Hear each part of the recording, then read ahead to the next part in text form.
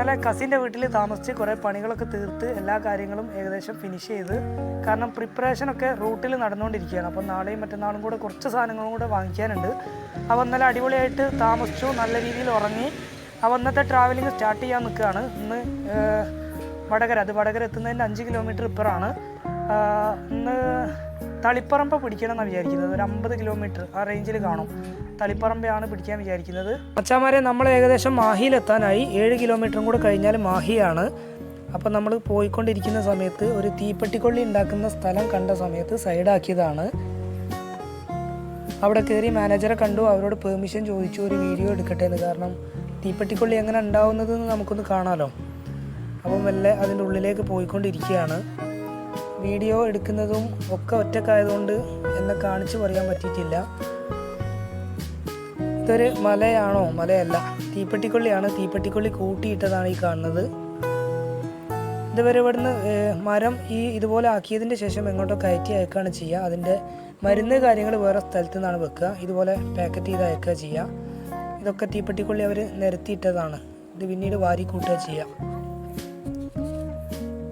അപ്പോൾ ഈ ചെറിയ കൊള്ളികൾ ഉണ്ടാക്കുന്നതിൻ്റെ ഫസ്റ്റത്തെ പ്രൊസീജിയർ ഇവിടെ നിന്നാണ് സ്റ്റാർട്ട് ചെയ്യുക. ഈ റൗണ്ടിൽ ചെറിയ പീസായിട്ട് കട്ട് ചെയ്ത മരം മെഷീനിൽ നല്ല രീതിയിൽ ടൈറ്റൻ ചെയ്ത് വെക്കും. അപ്പോൾ ആദ്യം തൊലി ജസ്റ്റ് കളയും. തൊലി കളഞ്ഞതിന് ശേഷം അവർ ആ മെഷീൻ ഇങ്ങനെ അതിൻ്റെ ബ്ലേഡിനോട് അടുപ്പിക്കുന്ന സമയത്ത് അതൊരു ഷീറ്റായിട്ട് അങ്ങനെ നീളത്തിൽ അങ്ങ് പോവുക ചെയ്യുക. നമുക്കിപ്പോൾ കാണാം. അതിങ്ങനെ സ്പീഡിൽ റോൾ ചെയ്യുന്ന സമയത്ത് ആ ഷീറ്റായിട്ട് അങ്ങനെ നീളത്തിൽ പോയിക്കോളും. കണ്ടോ, സ്പീഡിൽ അങ്ങനെ ഒരേ സൈസിൽ ഒരേ വീതിയിൽ അങ്ങനെ പോകും. അങ്ങനെ പോയി ഈ ഷീറ്റ് ഇവിടെ എത്തിയതിൻ്റെ ശേഷം ഇതിൻ്റെ രണ്ടാമത്തെ സ്റ്റെപ്പ് എന്ന് പറയുന്നത് ഇവർ ഒരു നിശ്ചിത സൈസിൽ കട്ട് ചെയ്തെടുക്കും.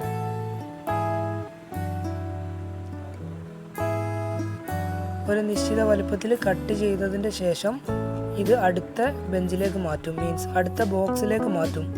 ബോക്സ് എന്നാണ് ഇവർ പറയുക. നമ്മുടെ ഡെസ്ക് പോലെ വളരെ നീളത്തിലുള്ളൊരു സാധനമാണ് ഈ കാണുന്നത്. അപ്പോൾ അതിലിങ്ങനെ ഷീറ്റുകളായിട്ട് പീസ് ആക്കിയിട്ട് വെച്ചതിന് ശേഷം പിന്നീട് വീണ്ടും അടുത്തൊരു ഡെസ്കിലേക്ക് മാറ്റും. ഇതാണ് അടുത്ത സ്റ്റെപ്പ്. ഇത്രയും ചെറിയ പീസാക്കിയതിന് ശേഷം ഇവർ ഈ ഡെസ്കിൽ ഇങ്ങനെ അറേഞ്ച് ചെയ്യും. എന്നിട്ട് ഈ ഡെസ്കിൻ്റെ അടിയിൽ ഒരു വീലുണ്ട്. ഈ ബോക്സ് എന്നാ പറയുക. ഈ ബോക്സിനൊരു വീലുണ്ട്. ഇത് അടുത്ത മെഷീനറിയുടെ അടുത്തേക്ക് വെച്ച് കൊടുക്കുക ചെയ്യുക. അടുത്ത മെഷീനറി എന്ന് പറയുമ്പോൾ ഇതാണ്. ഇതിപ്പോൾ ഓൾറെഡി ഇവർ വെച്ച് കഴിഞ്ഞതാണ്, വർക്ക് നടന്നുകൊണ്ടിരിക്കുകയാണ്. അപ്പോൾ വീഡിയോയിൽ കാണിക്കാൻ വേണ്ടിയിട്ട് ഞാനിത് എടുത്തതാണ്. അപ്പോൾ ഇതിൽ നിന്ന് എന്ത് ചെയ്യും, ഇവിടെ ഒരു മെഷീനുണ്ട്. ഇതിൽ നിന്ന് ഇങ്ങനെ ചറപറ എന്ന് പറഞ്ഞിട്ട് തീപ്പെട്ടിക്കൊള്ളിയാണ് വന്ന് വീഴുന്നത്. കൊട്ടയിൽ കാണാൻ നല്ല രസമുണ്ട്. അപ്പോൾ ഇങ്ങനെയാണ് ശരിക്കും തീപ്പെട്ടിക്കൊള്ളി ഉണ്ടാവുന്നത്.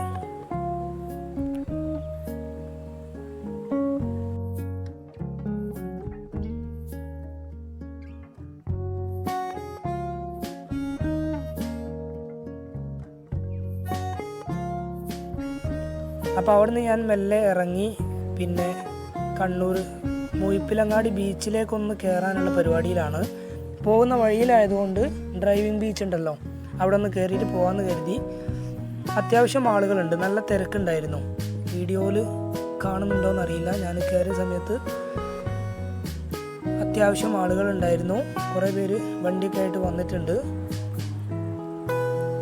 ഇത് നമുക്ക് ഡ്രൈവ് ചെയ്യാൻ പറ്റിയിട്ടുള്ള ബീച്ചാണ്. ഇവിടെ അനുവദിച്ചിരിക്കുന്ന സ്പീഡ് 20 പക്ഷേ ആൾക്കാർ റീൽസ് ഇടാനൊക്കെ വേണ്ടിയിട്ട് പല സ്പീഡിലും വണ്ടി ഓടിച്ചിട്ട് വീഡിയോ എടുക്കുന്നുണ്ട്. ഒരു അടിപൊളി എക്സ്പീരിയൻസ് ആണ് ഡ്രൈവിംഗ് ബീച്ച്.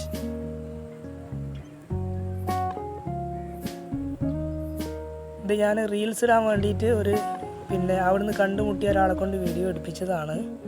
ഒരു ഹെവി റൈഡാണ്.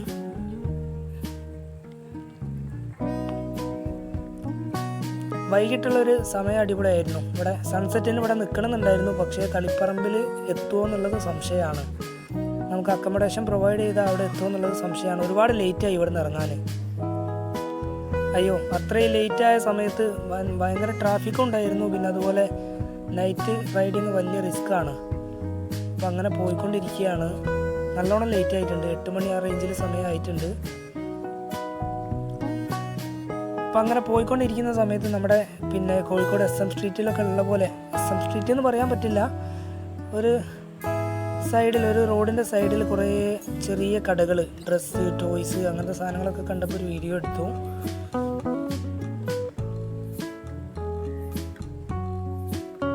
അപ്പം ഞാൻ ഇനിയും ഒരുപാട് പോകാനുണ്ട്. അപ്പോൾ തളിപ്പറമ്പ് നിന്ന് ആൾ വിളിച്ചുകൊണ്ടിരിക്കുന്നുണ്ട്, അനിൽ ഭായ്, അനിൽ യുവ ടെക്നിക്കൽ എന്ന് പറയുന്ന ഒരു കമ്പനിയുടെ ആളാണ്. മൂപ്പരാളെ എനിക്ക് കുറേ മുമ്പ് പരിചയമുള്ളതാണ്. മൂപ്പര് റൂം അറേഞ്ച് ചെയ്യാമെന്ന് പറഞ്ഞിരുന്നു. റൂം അറേഞ്ച് ചെയ്തിട്ടുണ്ട്.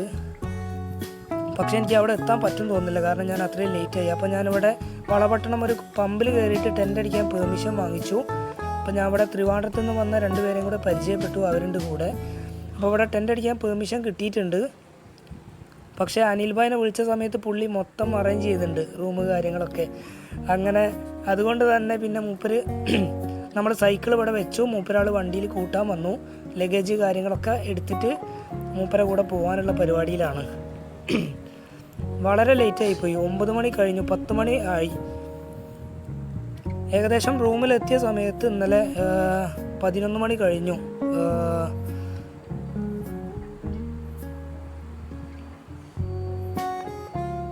അപ്പോൾ അതിൻ്റെ കൂടെ മൂപ്പരാൾ ഭക്ഷണം വാങ്ങിച്ചു തന്നു. ഇതാണ് മൂപ്പരുടെ സ്ഥാപനം.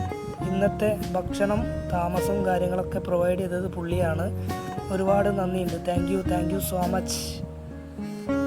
അപ്പോൾ അടുത്ത വീഡിയോസ് കാണാം. ബൈ.